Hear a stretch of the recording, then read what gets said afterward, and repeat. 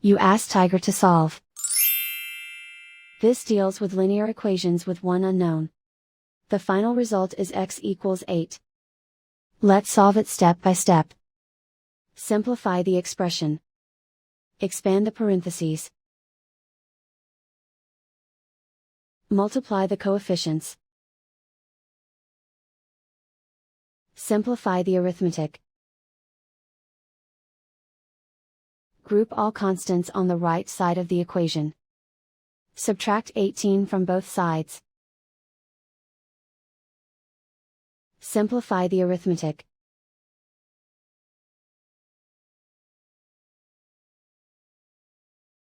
Isolate the x. Divide both sides by 4. Simplify the fraction.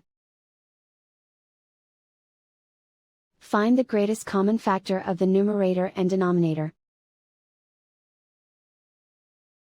Factor out and cancel the greatest common factor. And so the final result is x equals 8.